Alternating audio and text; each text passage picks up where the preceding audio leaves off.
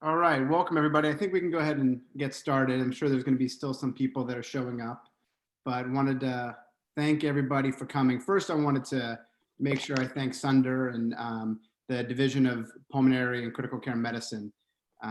6 weeks ago when we canceled or postponed our Department of Medicine grand rounds, we knew that we were going to come back at some point. We weren't sure how it was going to happen or when it was going to happen.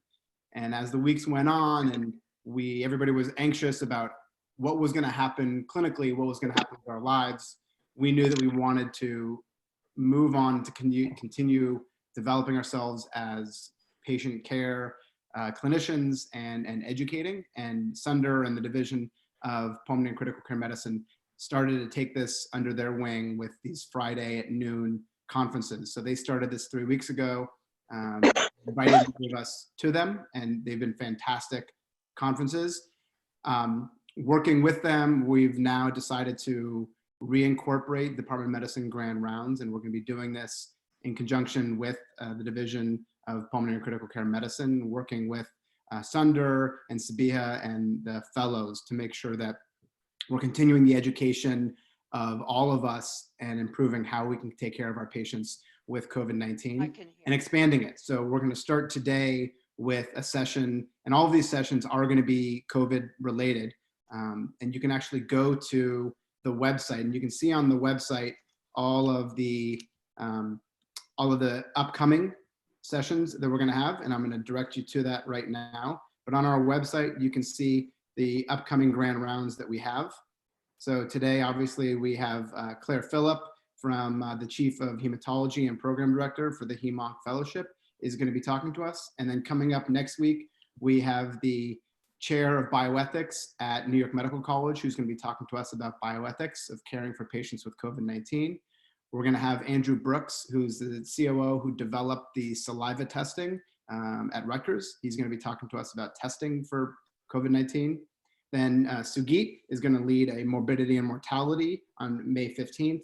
And then after that, we're going to have the Chief of Palliative Care at University of Pittsburgh Medical Center, Robert Arnold, who's going to talk to us about communicating with our patients.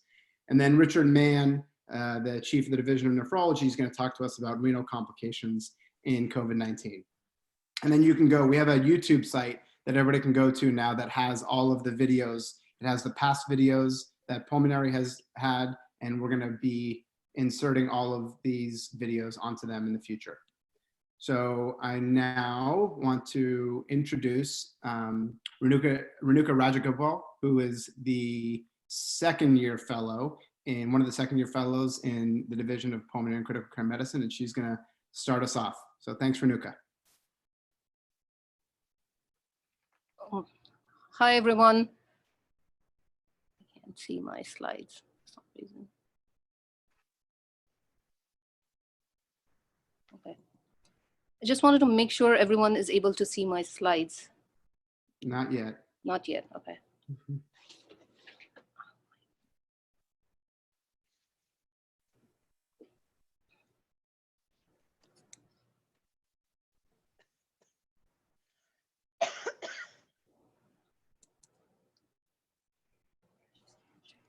So, not yet? I did. I don't know why it's not shared. I did that. That's a different share. Okay. Add share. Okay. There we go. Okay, so welcome to another COVID noon conference. So I have two cases which are related to the topic Dr. Philipp is going to be talking about. Those two are along the same disease spectrum, but same disease, but at a different spectrum. So let's start right away. So my first case is a 45-year-old male who presents with fever, dry cough, decreased PO intake, shortness of breath for 10 days. Review of system was negative for any abdominal pain, diarrhea, chest pain, swelling of legs, and no significant past medical or surgical history, no allergies, a smoker, about 1 cigarette per day, and 10 beers over the weekend.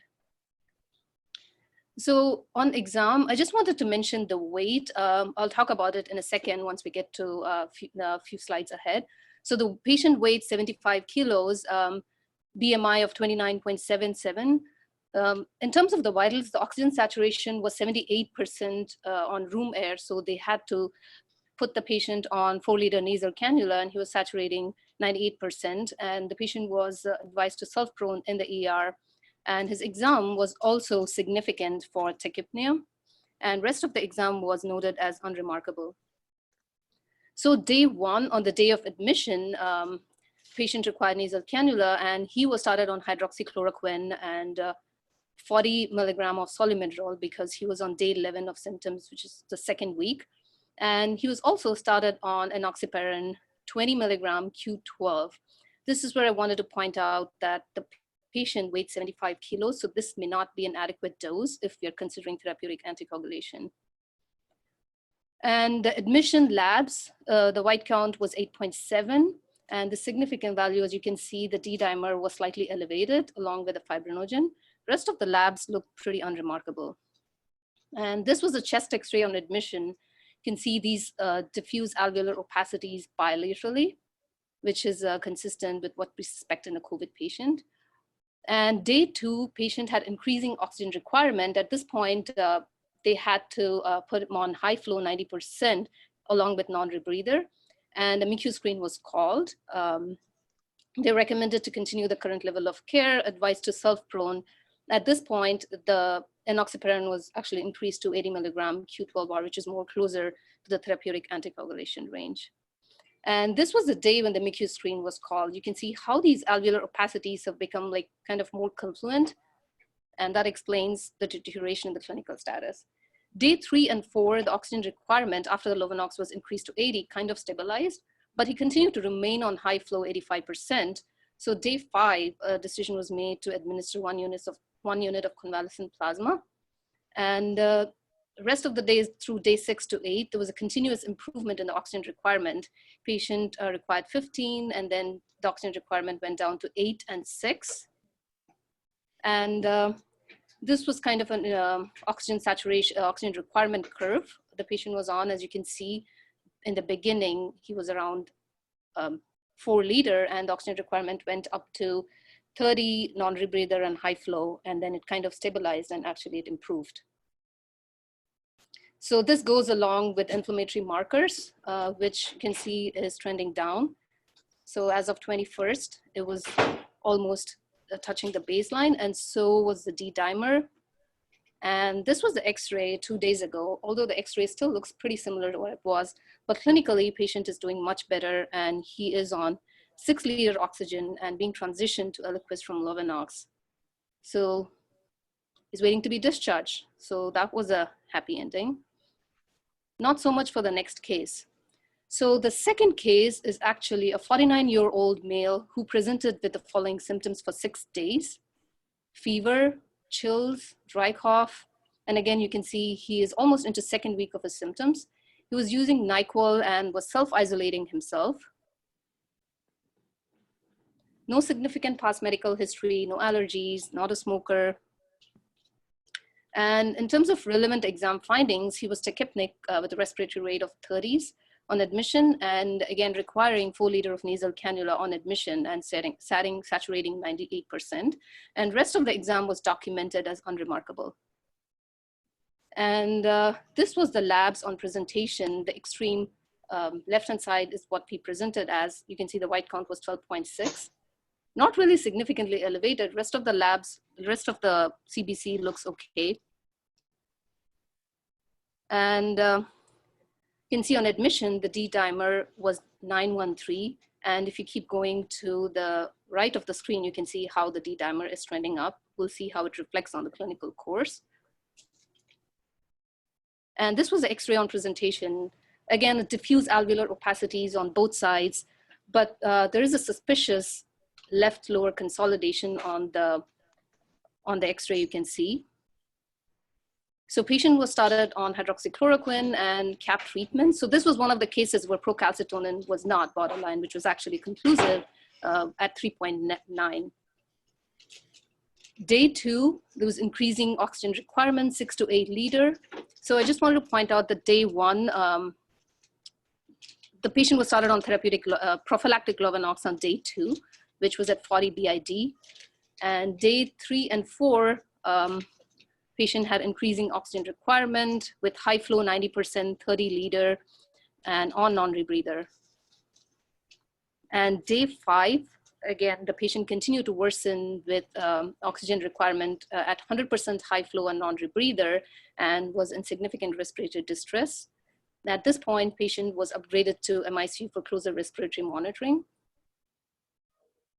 And this was the X-ray. You can see on the right-hand side of the screen was the new X-ray when the patient was admitted to ICU, which looked significantly worse than what it was on presentation.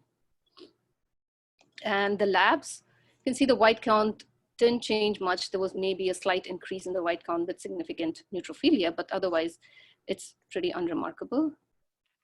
And what was really remarkable was the change in the D-dimer. You can see the day before the ICU admission, the D-dimer was around 3,500. The day the patient was upgraded to ICU, the D-dimer had increased up to 10 times. It was 3,700, and the next day it peaked at 74,000. So once in the ICU, the patient was started on therapeutic Lovenox 80 BID and was also started on steroid Solimedrol 60 Q6. And he also received a dose of tocilizumab, and he was diuresed. I have to mention the pro-BNP initially was negative. And during the next 4 days, the oxygen requirement had improved. So the patient was downgraded on high flow nasal cannula, and looks like it was around 40% when he was downgraded. So this is reflected, as you can see, in the trend of the CRP, so which was really high when he came in and trended down when 15th was when he was downgraded from the ICU. And that kind of goes along with the trend of D-dimer, peaked and then trended down, and so did the ferritin. And again, the fibrinogen trending down when he was transported out of the ICU. So day 10 to 11, the patient was on the floors, but continued to need high flow at 40 liter. And since he was stabilizing, the Solimedrol was tapered to 40 Q12 and was stopped. Day 12 to 14, there were episodes of hypotension. And on day 14, patient spiked fever along with night sweats. So the team was suspecting maybe adrenal insufficiency because the Solimedrol was tapered. But the AM cortisol was 16, which was normal, which rules out adrenal insufficiency. And for the hypotension, a patient was started on albumin 12.5 every 8 hours and midodrine. So at this point, new onset hypotension in someone with COVID, we're thinking either adrenal insufficiency or a new sepsis, at least as of now, which was the differential on the mind. So when you look at the white count, so the white count was trending down in spite of the fever, which kind of goes against the sepsis. So moving on. So the X-ray, the one on the right-hand side is the new X-ray, and the left was the previous one when he was downgraded from ICU. You can see there's not much of a change. If anything, it looks a little better, but as you can see, but this is on a positive pressure ventilation. He has been intubated at this point already. So day 15, ICU screen was called. Patient was in acute respiratory distress, necessitating intubation. He was hypotensive and transferred to ICU, started on vancomycin and zosyn for pneumonia. And at this point, he was on 4 pressors, epinephrine, vasopressin, dobutamine, and phenylephrine. And he was also restarted back on dexamethasone. So we're still thinking we don't know what the cause of shock is. But this, actually, it looks pretty interesting. So this was the oxygen requirement of the patient. You can see there was an increase in oxygen requirement on the first initial admission of ICU, which kind of stabilized.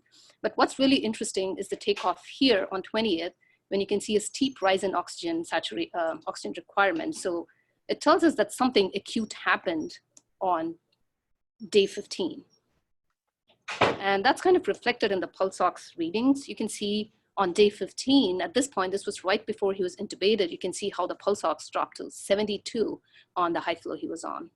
So whatever we are dealing with is an acute onset hypoxia. And we're all thinking the same thing. The white count was normal. And so the D-dimer started trending up at this point. we can look at the trend. So you can see here the CRP is beginning to take off again. And so does the D-dimer and the ferritin. And you can see an uptrending fibrinogen. So we're all thinking PE, and that's what MICU was thinking too. So they did a bedside ultrasound. There was dilated RV with hypokinesia, and this in a setting of new acute onset hypoxia, respiratory distress, and RV failure, was suspected from PE. Received half dose TPA ×2 during the 12-hour period. And he also received the second dose of tocilizumab, and he started on heparin rib for the PE. And the cultures which was sent were negative, and the procalcitonin was actually trending down. So the antibiotics were stopped, and patient was weaned off the pressors. I just wanted to point out the change in the blood gas that happened. So the 20th April 1745 was right when the patient was intubated. You can see how the PO2 was like 59 on the ventilator. And the 21st at 1 a.m. was after the TPA. You can see a significant change and improvement in the oxygenation here. So patient was off all the pressors post-TPA actually within 24 hours and was extubated yesterday, which was 3 days after the TPA on 60 liter, who's saturating 100%. That's all I have for today. So PE, therapeutic anticoagulation. Okay, thank you. Thanks, Claire. Yeah, I'm going to share my slides. Claire's going to share her slides, and then during this time, for all of you who have were thinking about questions, we'll have some time at the end for a discussion. So I think the best way to do this is for those of you who have, if you have a question, send me your question privately in the chat, and then when it's time for the discussion at the end, I will announce the questions. Okay, thank you very much. Oh, wait a second. Is that shared? No. It's not. Oh, there we go. You got it? Yes. Now I'm unable to advance. Hold on a second.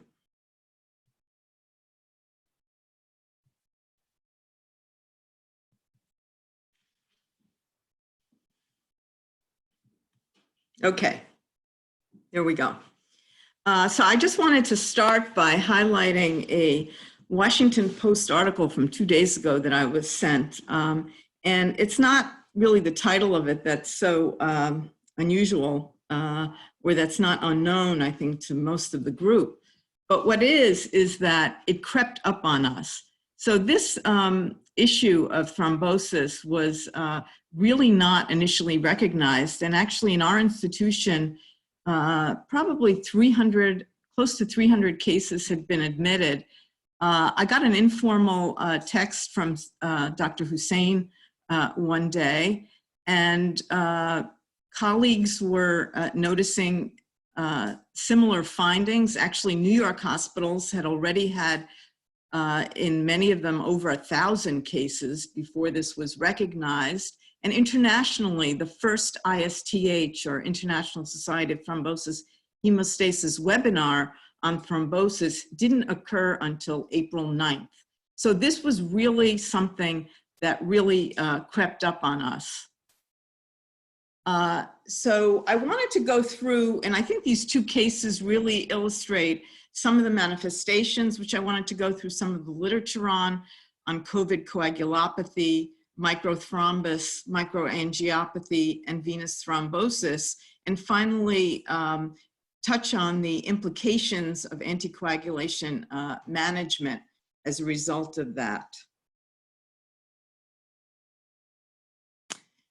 So just to highlight these two cases of ours here, which Renuka has so well presented, if turning to case number 1, which was the less severe case, white count not somewhat elevated, hemoglobin nothing extraordinary, platelet count also not extraordinary. The lymphopenia is something that has been observed in this particular case. the patient was lymphopenic for 3 days out of the course, defined by a less than 1,000 absolute lymphocyte count. The fibrinogen on the days it was tested was elevated, and the D-dimer hovered around the 5,000 to 6,000 range for the first 5 days, and then went down. 5,000 to 6,000 is elevated, but it was kind of a flat elevation, as you can see, and then it went down. CRP, the first 2 days was elevated, and then towards the end of the course, certainly by day 6 was in the normal range. Ferritin was checked once, was elevated, LDH also elevated, IL-6 elevated, and the PT, which to my consternation as a hematologist was only checked once, and there was no PTT checked, was actually in the normal range. So just a plea that in all of these patients getting anticoagulation, we really do want to have a PT-PTT done on every patient to pick up any abnormalities.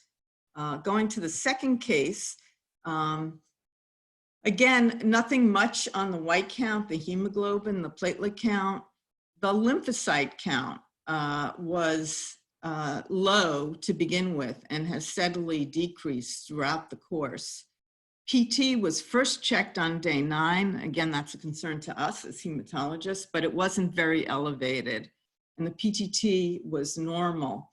The interesting thing about the fibrinogen is that it was elevated for until day, I believe it's day 8, 9, when it started dropping, and then it was in the low range from day 8 to 12.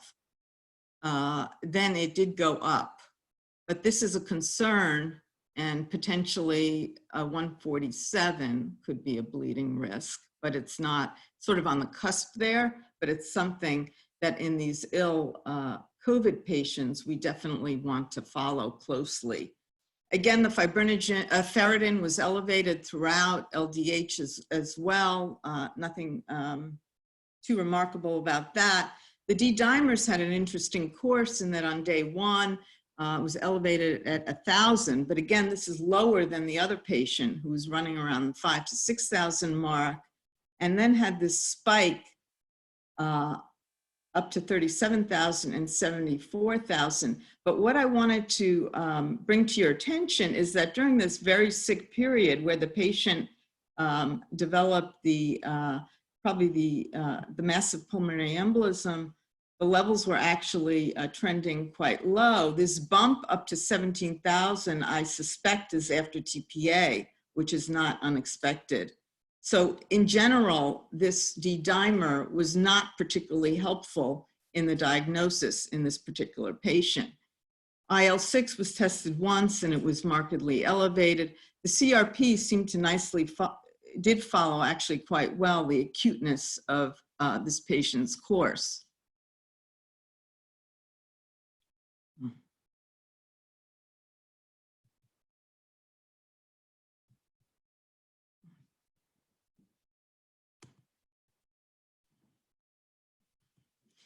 Okay, so there are 4 Chinese papers that inform us on the abnormal coagulation parameters being associated with poor prognosis in COVID patients. Some of them are from Wuhan itself, and some of them are more generally from hospitals in China. And I just wanted to show you a couple of tables from a couple of those. So this is actually a paper that was published in The Lancet. It's from Wuhan. And this analyzed between patients who were in the ICU and who did not receive ICU care. Of course, we don't know what their standards are for ICU admission, but nevertheless, they do show a statistically significant difference in the white cell count. The lymphocyte count in ICU patients was significantly lower than in non-ICU care. Prothrombin time, although within the normal range, was statistically significantly different. And the D-dimer level, which is the most prominent difference between the ICU cases and the non-ICU cases, LDH as well.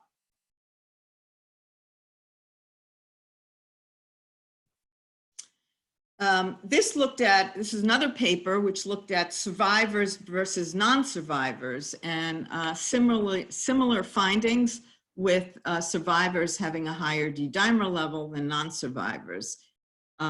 Similarly with LDH, there were significant differences between serum ferritin and as well anemia. Now it's to be noted that I looked in all of the papers from China regarding the methods that they used for D-dimer, and none of them indicate any methodology. So it's very, very difficult for us to compare the D-dimer number with our own values without that information. And again, from this paper, if you look at the course of the D-dimer, IL-6, serum ferritin, and the LDH, you can see that, first of all, the D-dimer increases significantly in the non-survivors, but look at the very wide confidence intervals in this graph. And it similarly follows the IL-6, again, very wide confidence intervals, and the lymphopenia that has been observed, again, much different between survivors and non-survivors.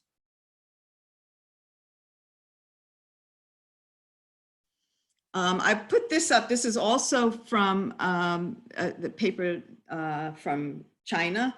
And the reason I put it up is that there was some concern whether antithrombin levels would be low in this patient population. But this study, in fact, first of all, doesn't show statistically different differences between survivors and non-survivors, and moreover, does not show these levels to be decreased. And this is an important slide because it illustrates the findings that we had in case number 2. So while the majority of patients with COVID exhibit very high levels of fibrinogen, there is a minority of patients who, particularly at the end of their course, demonstrate these very low levels of fibrinogen. And that makes it very important to follow, because these very low levels of fibrinogen, first of all, probably portend a poor prognosis, but also can be considered potential bleeding risks. So it is very important to trend the fibrinogen throughout the course of these patients' hospitalization. So in summary, the COVID coagulopathy findings from this Chinese literature does suggest that there are features of DIC, but it's not classic DIC. So for example, 71% of the non-survivors versus 0.6% of the survivors meet ISTH criteria for DIC based on the platelet count, fibrinogen, D-dimer, and PT. However, this is not really classically what we see with DIC, because there is less prominent thrombocytopenia. The fibrinogen is generally high and only in a minority of cases low with advanced disease. There is a markedly elevated D-dimer, but there's only very mild prolongation. And actually, if you use the INR, you would actually miss this mild prolongation in the PT. And again, there is, unlike in classic DIC, there's just not much bleeding that's observed in this patient population. So going back to our 2 cases, and this is what they both demonstrated in terms of COVID coagulopathy. Both had elevated white count, lymphopenia, progressive in case number 2, intermittent in the first case. No thrombocytopenia was demonstrated in either. Both of them demonstrated elevated fibrinogen, but the second case demonstrated this pretty marked decrease. It's actually between days 8 and 12. Elevated D-dimer pattern was was different, as we had previously described. And once again, there was no bleeding that was observed in either of these patients. So what are the potential implications of serious COVID pneumonia, which leads to these high D-dimers? Well, we know there's acute lung injury. with intraalveolar fibrin deposition, which I'll show you in a minute, activated macrophages. We have this massive inflammatory response with cytokine storm, endothelial activation, manifested by increases in IL-1, IL-6, IL-8, TNF-alpha, fibrinogen, CRP, and ferritin. And we have a prothrombotic state from the COVID itself. And then superimposed on this in individual patients, additional predisposing risks of atherosclerosis, diabetes, and obesity, all of which further the prothrombotic state. So what are possible mechanisms which could lead to pulmonary thrombosis, either in the alveolar space or in the capillary space? Well, COVID can stimulate monocyte activation and cytokine release, inflammation, endothelial, leading to endothelial damage, tissue factor release, activation of the coagulation system, leading to thrombin generation and fibrin, and concomitantly damaged endothelium would lead to TPA release, and there is secondary fibrinolysis going on. So this is a hypothesis? Is this actually happening? Well, we are informed a little bit by this first autopsy series from New Orleans, which I don't believe is in print yet, but is in preprint. And what the pathologists have demonstrated is diffuse alveolar damage. And if you go to this B, what you can see is fibrin thrombi within distended small vessels and capillaries, extensive extracellular fibrin, which has been stained here. And in D, what you see, these megakaryocytes have been stained with von Willebrand factor. They've also, for the hemonc aficionados, they also have a stain of CD61. And what this demonstrates is resident pulmonary megakaryocytes with atypia actively producing platelets. Now, it's to be noted that the finding of resident pulmonary megakaryocytes is not a new finding. As a matter of fact, close to 20 years ago, I published a paper looking at electron microscopy of lungs from mice, where we demonstrated megakaryocytes producing platelets in the lung. And there was a body of literature around that time, and a few years ago in Science, with more sophisticated studies, it's been shown that there is actually quite a significant percentage of found of platelet production to be based in the lung. But if COVID is really activating this, one would assume that this is a bad problem and could lead to platelet thrombi. And what these pathologists have actually shown is also fibrin and platelets within small vessels aggregating inflammatory cells, which appear to be entrapping neutrophils, and not surprisingly, foci of hemorrhage, which can occur around microthrombi. But interestingly, these same pathologists have done some 3D methodology to look at this lung tissue. And what they can see with this specific methodology is fibrin thrombi quite extensively here. And then in these slightly larger vessels, platelet microthrombi. So this would be microthrombus and microangiopathy. And then this is a volume rendering, which shows the quite extensive thrombus in the lung that is occurring. And this is really quite dramatic appearing. What about large vessel, or so-called regular venous thromboembolism? Well, that may be high in this patient population, as we have actually in this second case. There is some limited literature from China, which reported about 25%, but I read that paper and I'm not sure about the quality of it. But there is a Dutch study that has recently been published, or at least it's available in preprint, which demonstrated a 31% incidence of thrombotic complications in the ICU despite prophylaxis. And this was in a group of 184 patients.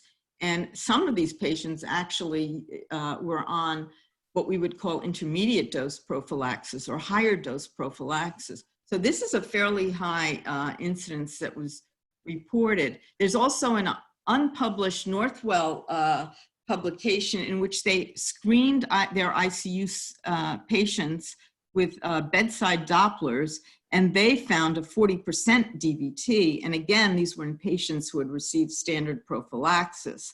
Now, there's also a recently published New England Journal correspondence from the cases from Cornell, and they only reported a 7.7% incidence of VTE with mechanical ventilation. However, as is common in our hospital and likely common in their hospital, these patients probably did not receive standard diagnostic testing for VTE. So it's likely that these figures are way, way underreported. We also have anecdotal evidence of sudden deaths post-discharge. Access device clotting has been frequently observed in central venous catheters and arterial lines, dialysis catheters, ECMO. There's unexplained RV failure being observed, as our patient had. And there is really a difficulty of diagnosis. There's a lack of imaging due to contamination avoidance. And there's a non-specificity of symptoms for VTE with all the other pulmonary symptoms that are going on. So it is likely that undiagnosed VTE is quite common in this population, and we await further studies that I understand are in review currently. So in our case, well, case one, we actually don't know if this patient had VTE. There was no imaging, so we don't know. In case number two, it's presumed that the patient had a massive pulmonary embolism with right ventricular failure based on echo. Now, it's very important that we have US studies. The US population is very heterogeneous. And if we look back to the non-COVID population, VTE risks have been demonstrated to differ based on race. And these are, this information is from two studies. One, it was a population-based study by White and published quite some time ago, and then a study that we were involved in as well. And you can see that Blacks have a significantly increased risk of VTE, whereas Asians up to a 70% lower risk, which may be why, first of all, the Chinese do not practice routine thromboprophylaxis normally. And in addition, maybe why we didn't hear about this issue. That's just a speculation on my part. And then Hispanics have been shown to have an intermediate VTE risk between Caucasian and the Black population. And it's also to be noted in the Black population that the proportion of PE to DVT risk is shifted with an increased proportion of pulmonary embolism in Blacks compared to whites. And of course, there are comorbidities, increased hypertension, diabetes, chronic renal disease, sickle cell, both disease and trait, which are hypercoagulable risk occurring in the Black population, as well as higher BMI in Blacks. So once again, VTE risk in the US population, I mean, it may be overridden, of course, by the risks itself of COVID, but there are underlying risks which are known to differ by race. And so this may play a role in in the current issues.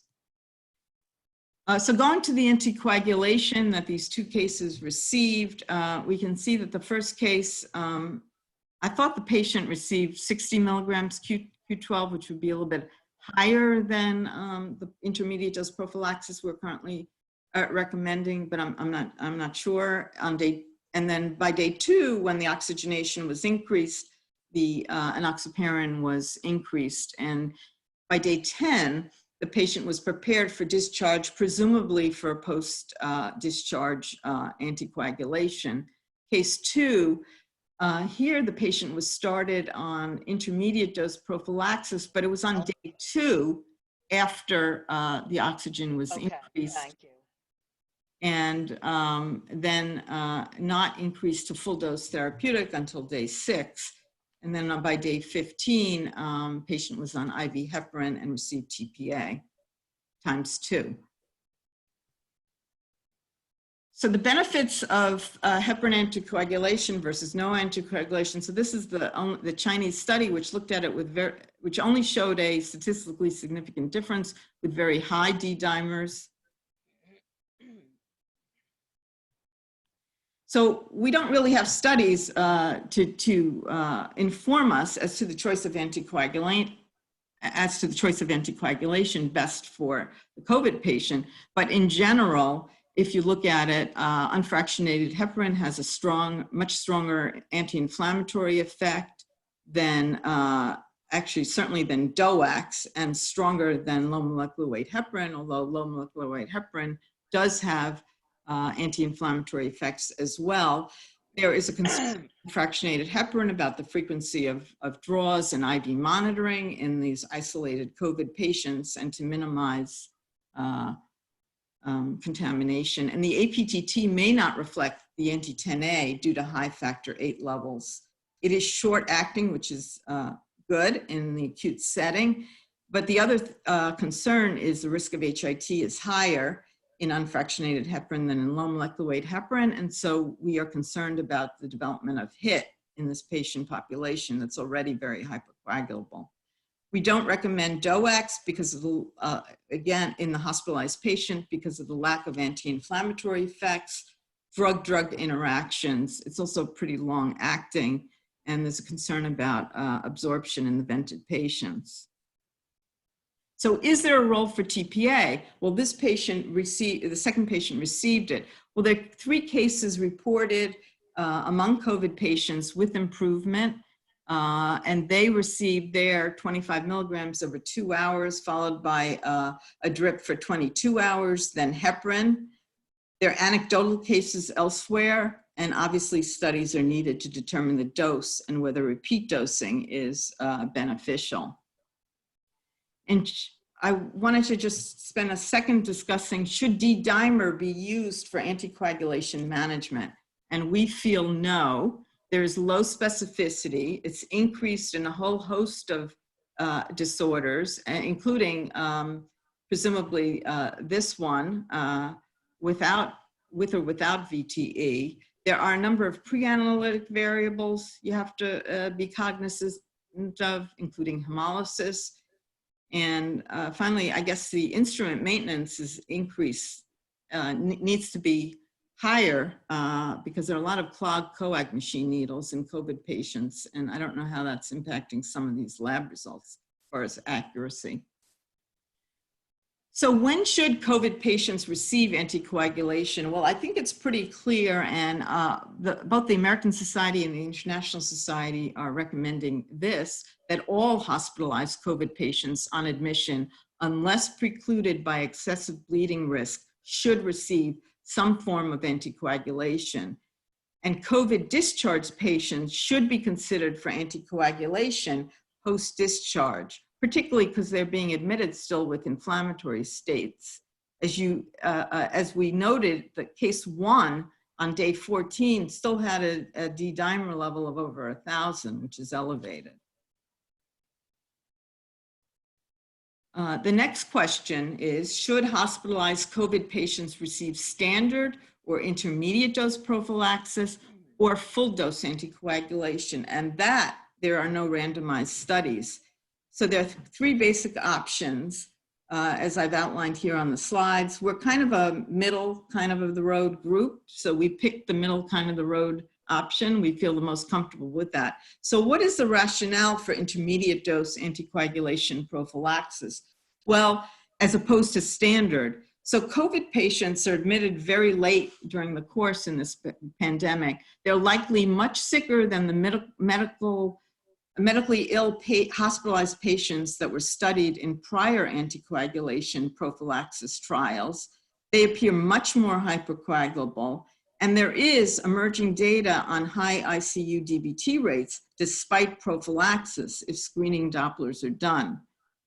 And what is the rationale for step up to full dose anticoagulation based on deteriorating oxygen status? Well, imaging is not being performed, so we have no means to diagnose VTE. There is also the issue of microthrombi, and the D-dimer is not reliable for anticoagulation management. And I just wanted to end with this algorithm that has been developed for use here. And I wanted to acknowledge the hematology group, and this is in alphabetical order, the pulmonary group, Renuka for the cases that were presented, and the pulmonologists, critical care, who actually first alerted us to this issue, to the ID group, GI group, and last but not least, Pharmacy Deepali Dixit, who was very helpful in the anticoagulation protocol. And with that, I thank you very much and happy to answer questions. That was fantastic. Thank you, Claire. I think if everybody wasn't muted, you'd hear a lot of applause, and not just for the great presentation and the information, but for the work that you've done. So there are a lot of questions. I think we'll start with the first one. What is the role of antiphospholipid antibodies in COVID-19? So there was one report in the New England Journal, but it's actually been, and then that came from China, and it's actually received pretty widespread, how should I phrase it, lack of support from the thrombosis community in the Western world for a number of reasons. And actually there was surprise that it had been accepted for publication.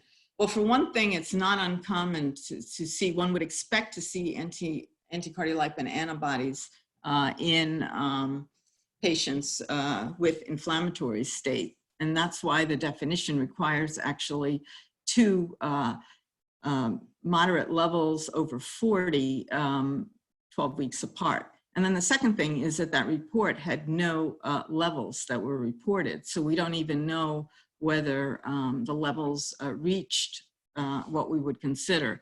So that report, that single report that came out, has not received much credence in the thrombosis, you know, among, in the thrombosis world among my colleagues. I think it does bear looking into, but we wouldn't be surprised if patients were positive. Great. The next question is, would there be a role for aspirin in COVID patients we're managing as outpatients? And I guess I'd like to take that a step further. On COVID, when I was on the COVID service last week, we had a couple of patients who were admitted who were on dual antiplatelet therapy for prior history of coronary artery disease procedures. And so the question is, patients who are on aspirin or dual antiplatelet therapy, when they're admitted, how to transition them, and then when they go home, depending upon their thrombotic risk and need for other reasons for anticoagulation. So that is a little bit of a two-part question. Obviously, we are concerned with bleeding risks when we started this anticoagulation protocol, I think, and we have included significant parameters in there. So obviously, when one is considering anticoagulation, I mean, is the aspirin, the dual antiplatelet agent, needed? That's number one. But the other, and then, you know, what anticoagulation should you use in those patients if they do need it? And that's a question that we frequently consult on. That is not such a straightforward answer, but we do, among bleeding patients, for example, we do and among clotting patients. We do have patients on both antiplatelet agents and anticoagulants. The other question, which is not just limited to aspirin, but should COVID patients on the outpatient basis be prophylaxed, is a very interesting question. We have included post-discharge prophylaxis. The larger question that hasn't been answered by studies is whether patients who are not admitted to the hospital or who are discharged from the emergency room without admission, are they at an increased prothrombotic risk? Well, there are no studies to inform that, but there's increasing concern, I think, about that situation, about the overall thrombotic risk of COVID. So I think we will have emerging data about that. Just we don't have that information right now. Great. You talked about the differences in race and ethnicity, which is really interesting. And it also helps us get a better understanding of how much and how we interpret the studies that are coming out of Wuhan. But what about a difference in risk by age? I think that those of us that have cared for the patients, it seems that we see younger patients, patients who are 30, 40 years old, behave differently and decompensate differently than older patients. So I'm wondering if you see any difference in terms of thrombotic risk between those groups. Well, in terms of non-COVID, age has been clearly shown in population-based studies since I think about 2000, that age is a very strong risk factor for VTE. So I wouldn't be surprised if it teases out in this way as well. We don't have any data about that, but clearly age is a VTE risk. It's a known VTE risk. Okay. And with the concerns for thrombotic risk, should we be adjusting our threshold for transfusion any differently? In other words, well, most of these patients are not really very anemic. I wouldn't think that red cell transfusion is needed. Now, the issue is whether somebody who has a fibrinogen that drops to 150 or 200, should they be transfused, for example, cryo, because of the hypercoagulable risk? And that is a question that's unclear. And so many are recommending to treat for bleeding and not necessarily treat for levels. But clearly, if somebody is doing invasive procedures, a fibrinogen of less than 150 or 100, they could bleed from the procedure. We don't know the extent of it because this is such a strong hypercoagulable risk. Mm-hmm. And cryo has a lot of factor VIII and fibrinogen. So we want to be careful about that. There's a few questions about tocilizumab, either utilizing it more aggressively to control inflammation and thrombotic risk, or as a potential causative factor or exacerbating factor leading to more thrombosis, thrombotic risk. Well, we don't know that at the onset, but if we can reduce inflammation and thrombosis are interrelated. The more inflammation you have, the more the thrombotic risk. So reducing inflammation in general would seem like important. Okay. There's a question about statins. Would you think that there's any role for statins in these patients? Well, I'm not a statin expert, but I don't think you're the only one unmuted. Any literature on it. I haven't seen any literature on it. I haven't seen any literature on it. Maybe some of the cardiologists could comment on that. I will, as I ask the next question. And I haven't commented actually on any arterial thrombosis, which is another issue that probably bears discussion at another time. Yeah, I mean, I don't know if you want to mention that. I know that there's a lot of dermatologic findings that seem to be or thought to be from arterial thromboses. I'm sorry, I missed that. I've seen some dermatologic manifestations that appear to be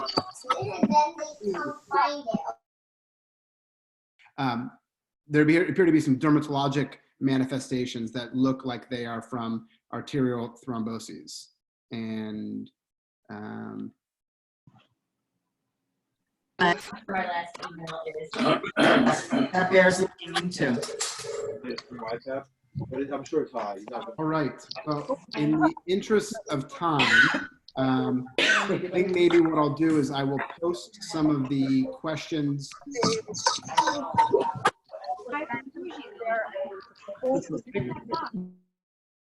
I'll take all the questions that were answered and that weren't answered, and maybe I can see if Claire and anybody else from the Division of Pulmonology and Critical Care Medicine can help us answer some of these questions, and then we'll post it on the website. But I do want to take the moment to thank everybody for being here. This was fantastic. I think everybody learned a lot about it, and I look forward to the next presentations. Thank you, everybody, for being involved. Thank you for being here. Thank you. Claire. Thank you all so much. And we'll see you Thank at you the very much. department meeting in about a half hour. Okay. Thank you very much.